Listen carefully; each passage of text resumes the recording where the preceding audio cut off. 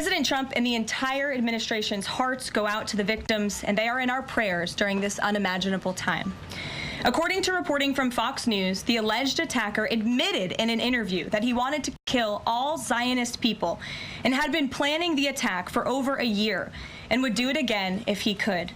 This monster used a makeshift flamethrower and Molotov cocktails to light Jewish Americans on fire in an attempt to burn them alive. The victims at the incident location in Boulder were there to rally in support of Israeli hostages who remain in Hamas captivity. 12 were injured, including a Holocaust survivor. This is pure evil. The Department of Justice has already filed federal hate crime charges against the alleged perpetrator, and he will be held accountable to the fullest extent of the law. This tragedy is a sobering reminder of the consequences of the Biden administration's failed policies. According to the Department of Homeland Security, the Boulder suspect is an Egyptian national who was in the United States illegally. He entered the U.S. during the Biden administration in August 2022 on a B-2 visa until it expired. Upon the visa expiration, he overstayed, filed an asylum claim, and was given a work authorization by the Biden administration. Instead of deporting this heinous individual, Joe Biden's administration allowed him to stay in our country and to work. President Trump sounded the alarm over these reckless Biden policies for years because this is the predictable result of letting anti-American radicals and illegal immigrants pour into our country. Immigration security is national security. And that's why the Trump administration, at the direction of our great president, has secured our border, strengthened our immigration system, and has taken immediate steps to protect the United States from foreign terrorists and other public safety threats.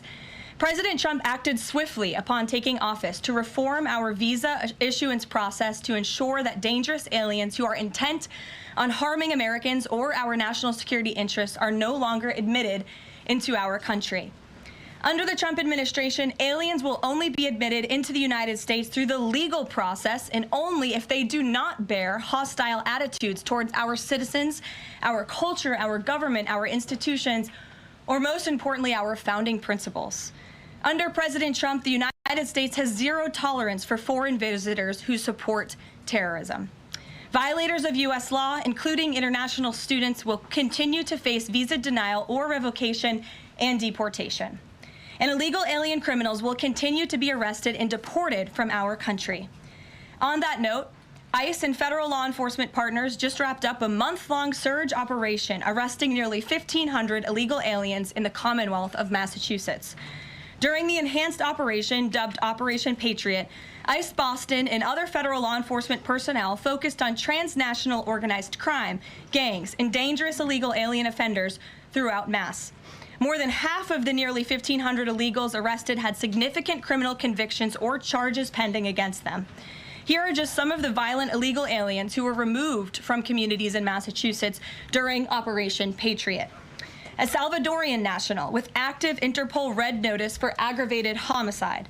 A Guatemalan national and registered sex offender who had pending criminal charges in Boston for 5 counts of indecent assault and battery on a person 14 or over. A Honduran national who was last arrested for rape, indecent assault, and battery of a person 14 or over. A Colombian national charged with kidnapping, aggravated rape, and indecent assault and battery on a person 14 or over. And a Guatemalan national who was convicted of murder in Boston. Also, a Brazilian national who was charged with aggravated rape of a child by force and possession of child pornography. Again, these are people who are living in the Commonwealth of Massachusetts. And lastly, a Salvadorian national whose criminal history includes charges of aggravated rape of a child by force. I don't think anybody in this room wants these types of heinous criminals in your communities. And it's thanks to this administration that they are being removed from our country. When Democrat-run jurisdictions released violent illegal alien criminals back into communities after making arrests instead of turning them over to federal immigration enforcement like they should, those Democrats are putting law-abiding Americans at risk. And these insane policies force law enforcement officials to make much more difficult arrests that put their lives, our law enforcement lives, in jeopardy. President Trump is incredibly grateful for our heroic officers on the front lines getting these violent illegal alien invaders out of our communities. Law and order is back in America under President Trump. And on that same note, there are new crime statistics that show crime is plummeting. In fact, Politico summed it up like this. Murder rates are tumbling across the U.S. in 2025. Homicide stats are down at least 20% over last year, and we could be on course for the lowest number on record. With President Trump in charge, the days of criminals being put over victims are over. On the topic of immigration, the Washington Post just ran one of the most ridiculous headlines ever, even by their standards. And on my very first briefing, several months ago, I said I would hold anyone accountable in this room. The Washington Post actually had this headline, "The Mysterious Drop in Fentanyl Seizures on the U.S.-Mexico Border." How is this mysterious? There is no mystery about why there is a decrease in fentanyl coming into the United States. This administration's strong border policies are the reason there has been a decrease in fentanyl trafficking. His strengthened relationship with Mexican President Sheinbaum and all of the measures he has been taking to deter illegal human and drug trafficking at our United States southern border is the reason for plummeting fentanyl seizures at the U.S. border. There is nothing mysterious about that, and we'd like to see the Washington Post update their headline accordingly. This is clearly trying to intentionally manipulate the minds of the Americans, and I think the American people understand why there's been a fentanyl drop. And our office responded to this inquiry. We provided a whole host of the reasons that fentanyl seizures at the southern border have dropped, and the Washington Post refused to run them, and that's despicable. In other news, positive economic reports continue to flood in. Inflation dropped to 2.1% in April. Personal income increased 0.8% in April. So inflation is down and wages are up. That's almost triple the expectations and against the doubts of nearly everyone in this room. And we also saw the largest monthly decline in the trade deficit on record as a result of President Trump's very powerful tariffs. Lastly, the price of eggs has dropped more than 61%. Since President Trump took office in January. I remember my very first briefing, I was asked about the cost of eggs. The reporter tried to insinuate it was this administration's fault, even though he had only been here for a few days or weeks.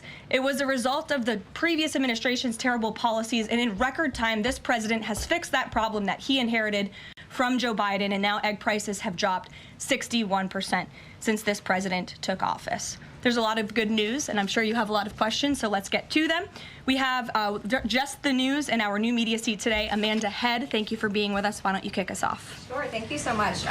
There is a disturbing trend of anti-Semitism turning into terrorism. Of course, the Boulder, Colorado instance that you just mentioned, the 2 Israeli embassy staffers who were murdered, Pennsylvania governor's mansion with a Jewish governor inside getting set on fire. Does the president consider this domestic terrorism? And as such, are there official alerts to law enforcement, BOLOs, task forces, things like that? The president has made it very clear, as he said in his statement yesterday, that yes, these anti-Semitic acts of violence are do qualify as terrorism, and he does not want to see terrorism or violence of any form taking place in the United States of America. And as for specifically anti-Semitic terrorism and anti-Semitic acts of violence and those that are targeting Jewish Americans, this administration has done more to combat that violence than any administration in history. And one incident is one too many. And I think, frankly, that's something the previous administration was not willing to say. This president will stand up for Americans of all religions, of all faiths, of all creeds, and we will continue to look at policy measures and actions that we can take in addition to the actions that have already been taken to curb this anti-Semitic violence. And to Jewish Americans at home, across the country, this president has your back. And then on another issue, back in February, Secretary Kennedy created a commission to re-examine the childhood vaccine schedule. But there are still states outstanding like California, Connecticut, Maine that are not allowing any religious exemptions for kids not only to go to school, but to participate in sports and extracurricular activities. Would the president want to see religious exemptions allowed across all 50 states? And how do you enforce that, especially with states like California that are already defying the president on the men and women's sports issue? Generally speaking, I know the president supports religious exemptions for families when it comes to vaccinations. As for the instances in those specific states, I'll have the administration and the White House look into it and see what executive action, if any, we can take on that front. Thank you. Kelly. Good afternoon. We're now in hurricane season. And obviously, there is great concern every year about the potential for that. Can you speak to how the president is planning to have the level of support should it be needed to be as it has been with a reduction in the workforce? And is he still comfortable with Administrator Richardson, who had talked, whether joking or not, about not being aware of a hurricane season for this country? What is the President's level of briefings on what may be required? If you could give us kind of an overall update on that. Sure. Well, of course, we know that we are into hurricane season now, and I know FEMA is taking this seriously, contrary to some of the reporting we have seen based on jokes that were made and leaks from meetings. But Secretary Kristi Noem and the FEMA leadership are all over this. They are committed to ensuring that federal resources and tax dollars are there for Americans in need, and the President continues to review requests for emergency aid and carefully considering them. However, this President has made it clear we're not going to enable states to make bad decisions with federal tax dollars and then have the federal government later have to bail these states out. We want to see states be responsible with their tax dollars to do as much as they possibly can, and then the President will deeply and thoughtfully consider any requests for federal aid that come to his desk. And I think some of the media reporting we've seen on this is frankly sloppy and irresponsible. There are serious people who are taking this issue seriously, starting with the President himself, who, as you know, on his first domestic trip back in office, visited both North Carolina and California, both of which were, of course, hit by natural disasters when he wasn't even president, but he took ownership of that and visited those places and those people immediately. Is it Brian? about hurricane season appropriate, though, now that this is serious business, as you talked about? It's serious business, Kelly, and I'm not going to engage in such fodder with a question like that. Brian? Thank you, Caroline. Reuters was reporting that there is a letter that is meant to be sent to other countries, which would give these countries a deadline of Wednesday to produce their best offer on the trade matter. Why does the administration feel the need to send this letter? And I have one more follow-up on trade. Sure. I can confirm the merits in the content of the letter. USTR sent this letter to all of our trading partners just to give them a friendly reminder that the deadline is coming up. And they are in talks. Ambassador Greer, Secretary Bessent, Secretary Lutnick are in talks with many of our key trading partners around the globe. As you know, Brian, I know the Wall Street Journal has covered this quite heavily. And they continue to be engaged in those discussions. And this letter was simply to remind these countries that the deadline is approaching and the President expects good deals, and we are on track for that, I will emphasize. On the trade side, though, when the deal with the United Kingdom, there was this idea of a reprieve on the auto tariffs. Is the President looking to do another similar deal on the sector-by-sector reduction in tariffs, or is this more going to be deals related to the reciprocal tariffs that were announced months ago? Well, as I've said previously from the podium, and the President has discussed as well, each country has unique advantages, unique challenges to it based on their markets and what they export to us and what we export to them. And so that's why the President smartly advised his trade team to engage in tailor-made deal-making. And we saw that with the United Kingdom, and we will see that with other countries as well. Kate. Does the President support the Senate moving forward with a bill imposing heavy sanctions on Russia? Look, the President has spoken about his position on sanctions on Russia. He has smartly kept this as a tool in his toolbox if necessary, but I think the Senate and everyone on Capitol Hill respects the President is the commander-in-chief for a reason. And as you know, Russia and Ukraine engaged in direct talks yesterday. That was at the encouragement of this President when he spoke to both leaders of both countries via phone just a couple of weeks ago. And so I would just like to remind everybody how far we have come in just 4 months. I mean, it was inconceivable last year at this time for Russia and Ukraine to be engaged in direct talks. And it's because of the President's insistence and determination to get this war to an end that these countries sat down yesterday. So he's willing to use sanctions if he needs them, and the Senate and the Capitol Hill understand that the President is the commander-in-chief and he's leading United States foreign policy as he should. And on Iran, the President said that the U.S. would not allow for any uranium enrichment, but the proposal offered to the Iranians reportedly allows for low levels of enrichment. Can you explain that discrepancy? I'm not going to comment on alleged details of the report. We're not going to negotiate through the media out of respect for these ongoing discussions and negotiations that Special Envoy Witkoff is leading. The President made his position very clear on Truth Social last night. In fact, it couldn't be any more clear, and I would reiterate that's his position. Special Envoy Witkoff sent a very detailed and acceptable proposal to the Iranian regime that the President hopes they will accept, and if not, they will face grave consequences, as the President himself has reiterated. Sure. Thanks, Caroline. You're welcome. A couple of things, if I may. Firstly, can you confirm whether or not President Trump is going to be going to the NATO summit in The Hague later this month? I can confirm he will be going to the NATO summit, yes. Great, thanks. And another question on the Netherlands, in fact. Just wondering if you have any reaction to the collapse of the Dutch government there after the anti-EU and anti-Islam leader Geert Wilders, who's been described as a Dutch Trump, pulled out of the government there. I don't have a comment on that, but certainly we should and we will get you one, okay? Thanks. You're welcome. Brett.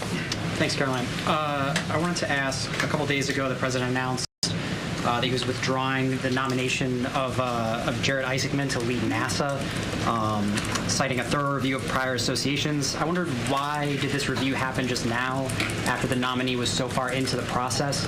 And can you explain the president's thinking on who he might choose? Look, the president reserves the right to nominate individuals to key administration posts. He also reserves the right to remove those individuals if he chooses, just like he reserves the right to fire anybody in the executive branch that he wants. And so a new replacement for NASA will be announced very soon, as the president himself said. Was there something in particular that came up that caused the president concern with this nomination? The president wants to ensure that all of his nominees are aligned fully with the America First mission of this administration. And again, he will be announcing a replacement very soon.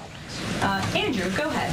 Thank you, Caroline. You're welcome. It's been just about a month since President and Prime Minister Starmer announced... Can't see you all the way back there. Those heads in the way.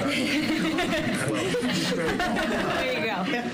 So it's been just about a month since Prime Minister Starmer and President Trump announced that the U.S. and U.K. had reached a trade deal, right. or at least a framework for a deal.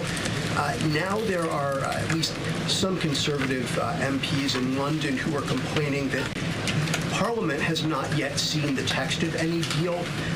So I'd like to ask you from this side of the pond, is there a text for the deal ready to be released, submitted? And if not, when can we expect it? And then I have one more. There's most definitely text with this deal. There is language that this side has seen. You'll have to ask the UK Parliament why they haven't seen it from their own government. I obviously can't answer that question. And on Caroline, one more on Ukraine, go ahead, please. Jonathan.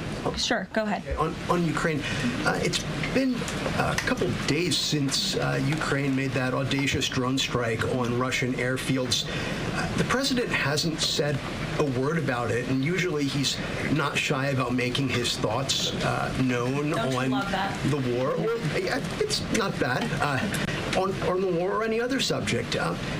What have you heard from him on this audacious drone strike? Is he surprised? He said that Zelensky didn't have the cards when they met in the Oval Office a few months back.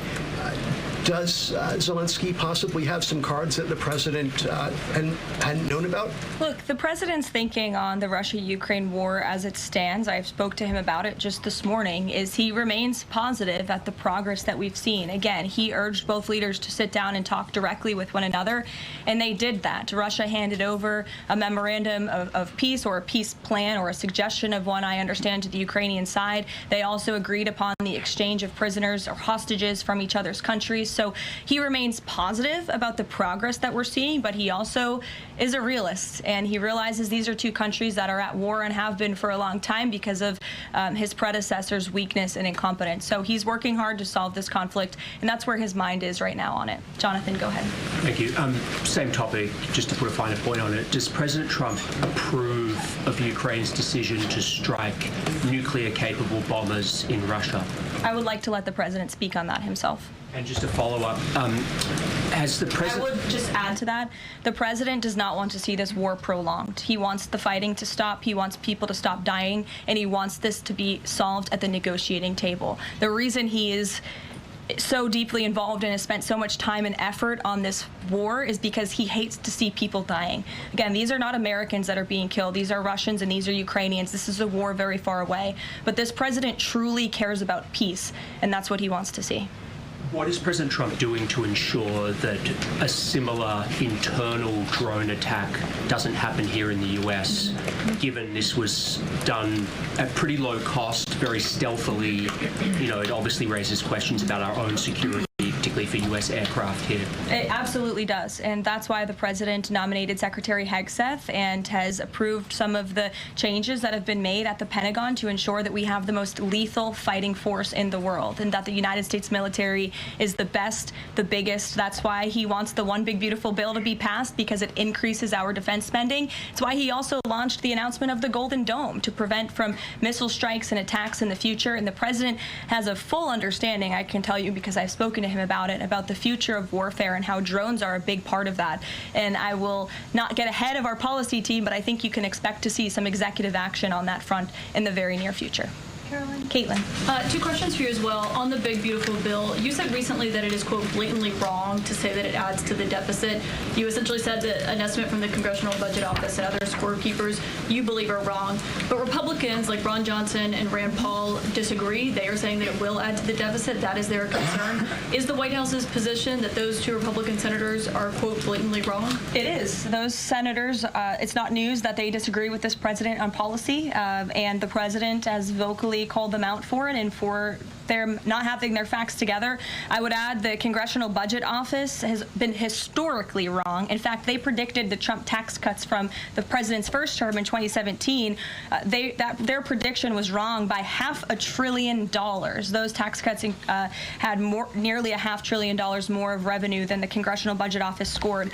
And I would also point out, I don't think many people know this, there hasn't been a single staffer in the entire Congressional Budget Office that has contributed to a Republican since the year 2000. But guess what? There have been many staffers within the Congressional Budget Office who have contributed to Democrat candidates and politicians every single cycle since. So unfortunately, this is an institution in our country that has become partisan and political, and we are very confident in our own economic analyses of this bill. There is $1.6 trillion in savings, and our Office of Management and Budget Director, Russ Vought, is a fiscal hawk. He is well known in this city for being a well-respected fiscal hawk. He has tools at his disposal to produce even more savings. And as you know, the White House will be sending our rescissions package to Capitol Hill today. And on immigration, the other day that the Homeland Security Secretary said, and I'm quoting her now, that an illegal alien threatened to assassinate President Trump and highlighted his arrest. A man has now admitted to framing him, saying that he wrote the letter that the DHS Secretary Christina posted online. Last I checked before I came into the room, that post was still up from DHS. Does the White House expect them to issue a clarification or a correction on that front? We can ask the Department of Homeland Security and get back to you. Jeff. Karoline, is the United States putting pressure on China to release its hold on rare earths that are hurting car companies and technology companies now that require that for their products? And is that pressure working? Well, I can assure you that the administration is actively monitoring China's compliance with the Geneva Trade Agreement. I know the United States, on our end, we have complied with the terms that we set, and our administration officials continue to be engaged in correspondence with their Chinese counterparts. And as you all know, and I know there's a lot of interest in it, there will be a leader-to-leader talk very soon. And when that happens, as always, we will let you know. Also in Asia, just does the White House have a reaction to the results of the election in South Korea? Yes, we do. In fact, let me find it here for you. It should be somewhere in here. Thank you. We do not, but I will get you one, Jeff. Go ahead. Thanks, Karoline. Two questions on trade. Is this letter that was sent to trading partners a sign that the president isn't satisfied with the pace of these negotiations? Is he trying to light a fire under these talks now?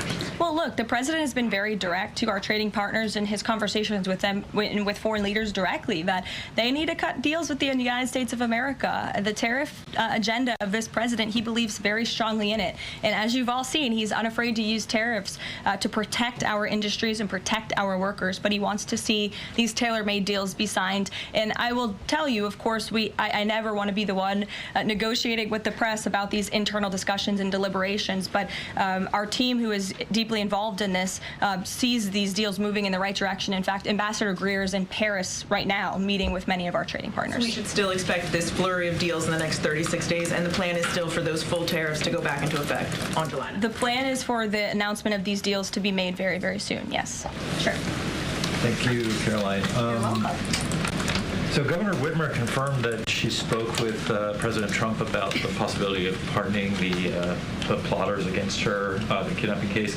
she didn't give us an idea of what the president's reaction was to that. Do you have any information about what he said? Well, I won't reveal the president's private discussion unless he gives me liberty to, but I will reiterate what he said publicly when he was asked by one of the journalists in this room in the Oval Office a couple of weeks ago about the pardons. He said it's something he would look at, nothing more, nothing less. Haley, go ahead. Thanks, Caroline. And then to Kelly next to you. Thank you. When it comes to the leader-to-leader call with Xi Jinping this week, what is the president's expectation of this call? Is he looking for concrete outcomes out of this, or is he looking to kind of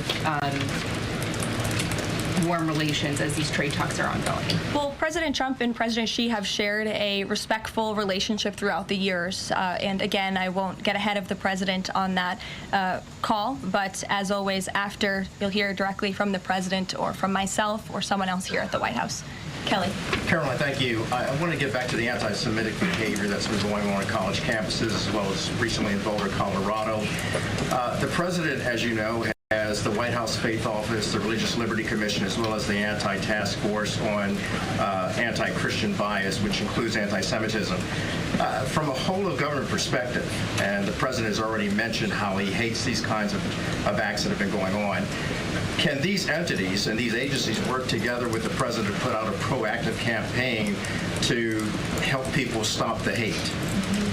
I think the president himself has been leading on this, Kelly, and has been incredibly clear in his rhetoric that he is not going to tolerate such hate or behavior in the United States of America. And you will see that rhetoric being followed up by action from the Department of Justice, who is seeking to prosecute these cases to the fullest extent of the law. And I know the Attorney General and the FBI Director were very quick to call this what it was, targeted terrorism. And there was some, I think, criticism from the media, and well, at least pundits I saw on television saying, are they too quick to jump here? No.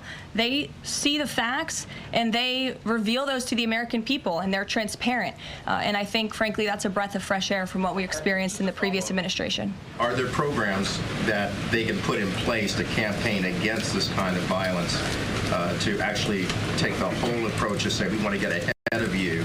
If you're thinking it, don't do it. And if you're going to do it, sit down and talk to someone within the Faith Office, within the Religious Liberty Commission, as well as the task force. Yeah, surely. It's a good idea, and I'll pass it along to them. Peter. Thank you, Caroline.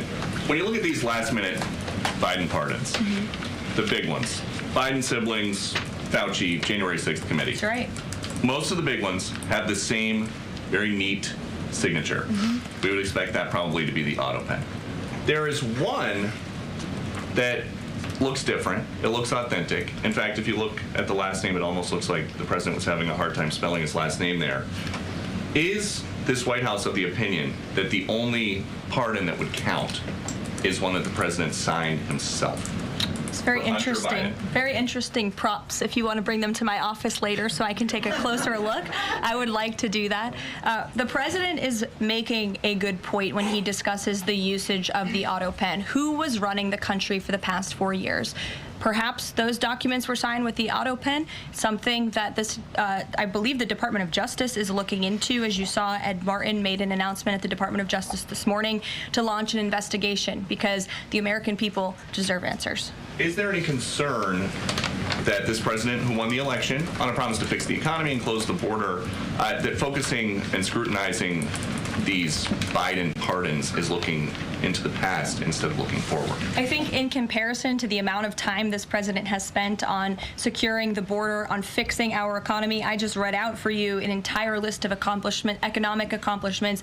Look at the border numbers. Look at the time and effort he's divulged into solving the global conflicts abroad. It pales in comparison, but it still, nevertheless, is a very important issue. And it was a huge issue that sent the president back to this White House. The Americans saw with their own eyes a mentally incompetent president, and they want answers for that, and the president believes they should have them. And something that just crossed, Caroline, how mad do you think President Trump is going to be when he finds out that Elon Musk said, "I'm sorry, but I just can't stand it anymore. This massive, outrageous, pork-filled congressional spending bill is a disgusting abomination. Shame on those who voted for it. You know you did wrong. You know it." Look, the president already knows where Elon Musk stood on this bill. It doesn't change the president's opinion. This is one big, beautiful bill, and he's sticking to it. Yeah, Thank you. The National Security Council was reorganized, or some staffing changes were made the Friday before Memorial Day. I'm hoping you can explain sort of the new structure, what the structure is of the National Security Council, what the goal is in terms of staffing levels. What is the new National Security Council mode? Well, as with everything in this White House, it is a top-down approach. The president is here. He is president. He's not an auto pen like the previous president was. He's very much involved in literally every policy discussion and decision that takes place. And we felt it was best to reorganize the National Security Council to respond to that top-down approach that we have here in this White House, and to streamline the efficiency and the effectiveness of the National Security Council. And I would add that Secretary of State Rubio and now National Security Advisor Rubio is doing a tremendous job at leading the National Security Council. He knows the president. He understands where the president is on these issues. He's great to work with here at the White House. I can tell you that. I appreciate seeing him a lot more in the building. And he and the president and the entire National Security Council, who's made up of great patriots who love this country, are doing a tremendous job on the many conflicts around the world that this administration inherited. Is there a goal staffing level?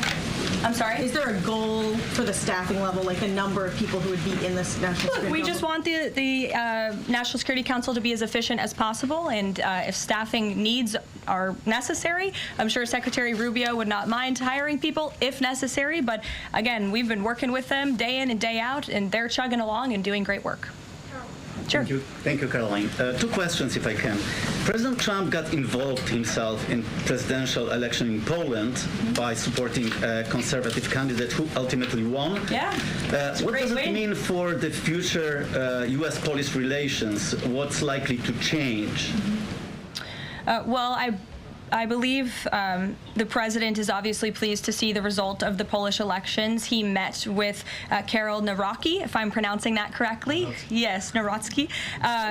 Okay, thank you. I appreciate your insight on that. He met with him at the White House, and he told him, you're going to win because you support common sense. And he supported strong borders in Poland. He supported an end to the woke, radical DEI stuff that we've seen not just here in the United States, but really take over Europe and, frankly, the whole world. He was very outspoken about that. And I was reading the reports about how the Polish people felt about this man, and they felt like he was putting the needs of Poland first. And that's a very refreshing feeling, one that we know very well here in the United States of America. So, as you know, the United States and Poland have always had a very deep and strong relationship, friendship. They're a great ally, and I know the president continues to look forward to working with them. We have one more on Ukrainian drone attack on Russia.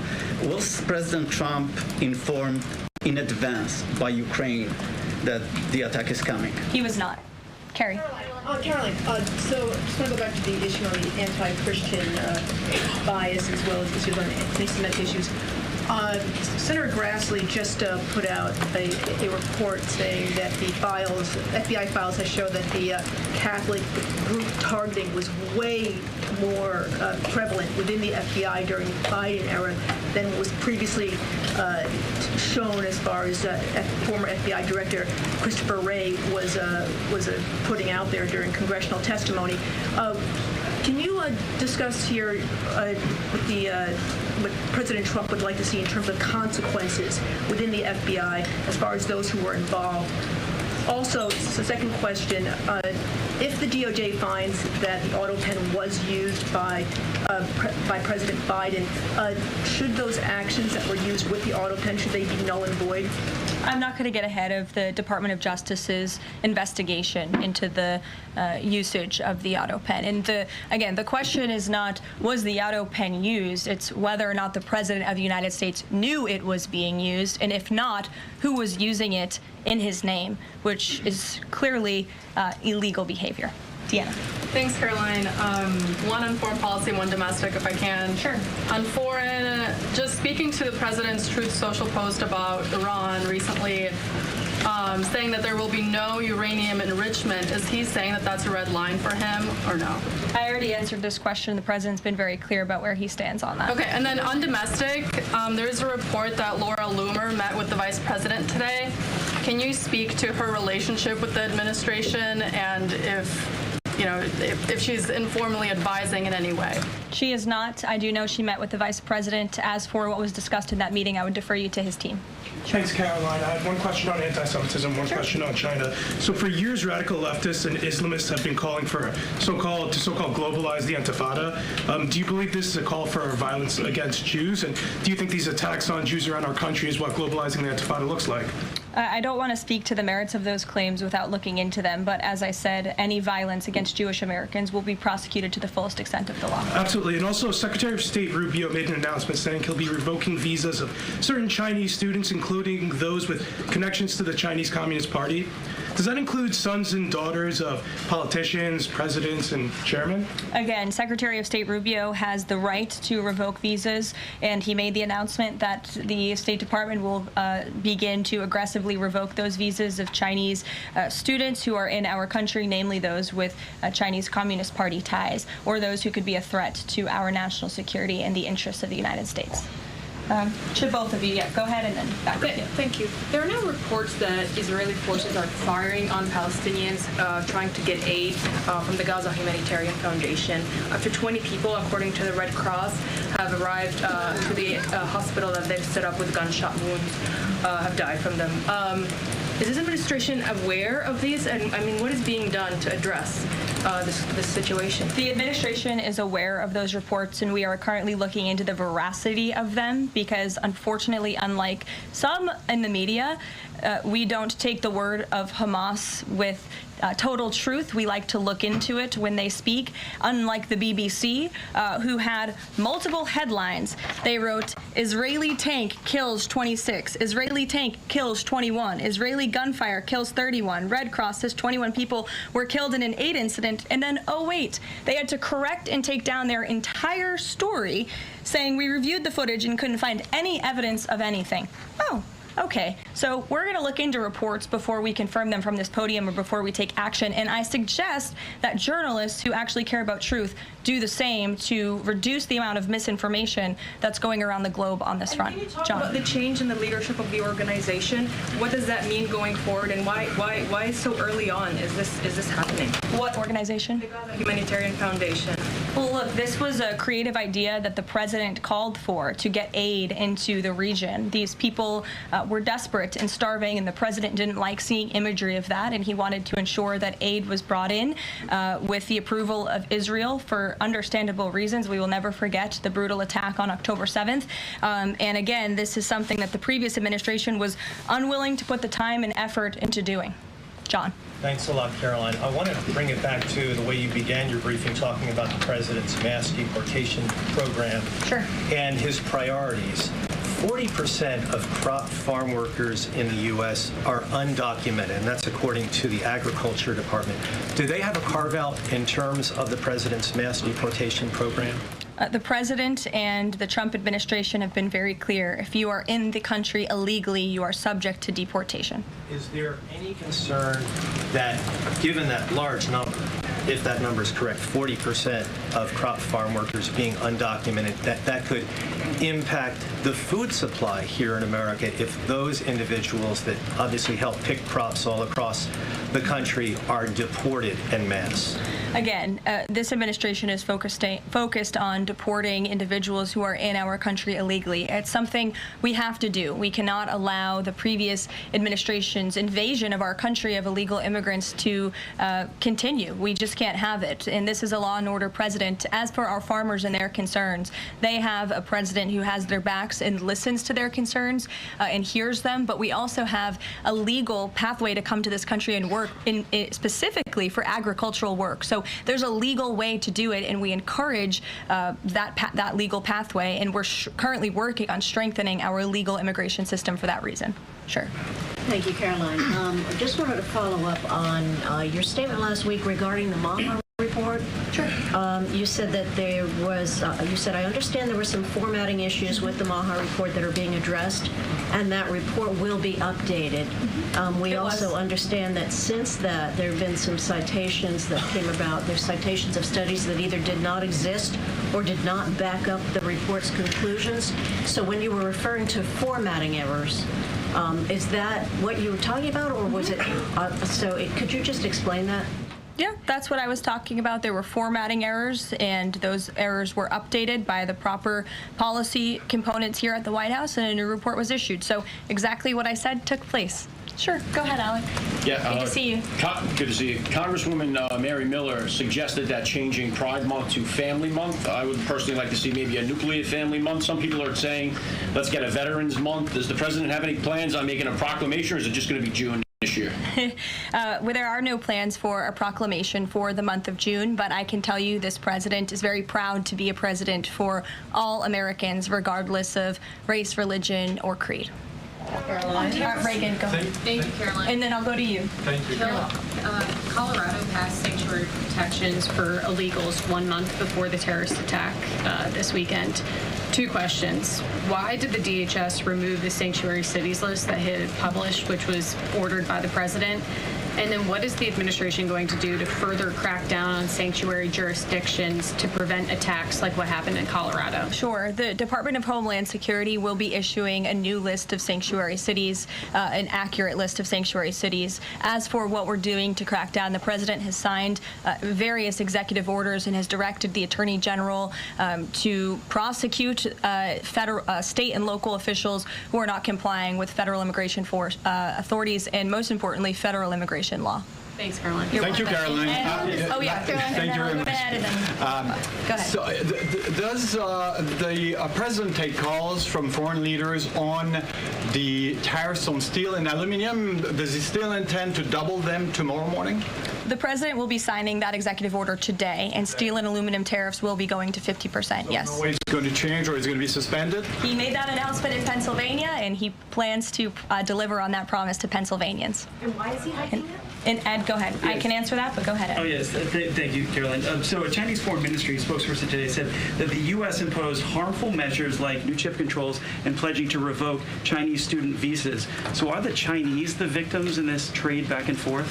Look, I don't think anyone is the victim. These are 2 strong countries, and as I said, the president has a good relationship with China's president and leader, and that discussion will take place later this week. And what other authorities is the president looking at for tariffs should the decision of the appeals court not go his direction? Well, right now, his tariffs remain in effect. We spoke at length in my briefing last week about that decision that came down from the International Trade Court, which has been put on pause because the president absolutely does have the authority to implement tariffs and to declare a national emergency for our crippling trade deficit. He could always have the power to use Section 202 or Section 301 as well to impose tariffs if he deems necessary, especially Section 202 tariffs, which are sectoral, as you know, to protect our critical supply chains here at home.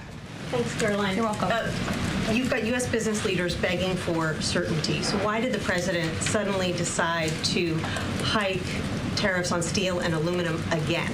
You also have U.S. business leaders begging to meet with this president and begging to come to the White House to talk to him because they know that he is a negotiator in chief, that he's making good deals on behalf of the American worker and the steel worker, in particular when it comes to the steel and aluminum tariffs, which he discussed in his speech at length at Pennsylvania and the need for them. And I would just add, I was at that speech on Friday with the president, and there were 2,000 steel workers and their families in the room, many of them wearing their hard hats. I spoke to one backstage who said this is the greatest thing that has happened for that community in Pittsburgh, Pennsylvania in 60 years, because this is a president who doesn't just talk the talk, he walks the walk too, and he's delivering on his promises to bolster our steel and aluminum industries in this country and to protect those jobs. If not for this president, that steel plant in Pittsburgh, Pennsylvania would have closed. Those jobs would have been lost, and the president saved that company, he saved those jobs, and he's saving that community, and that's the intention of the steel tariffs, which he will sign later this afternoon. Thank you very much, everyone. We'll see you later.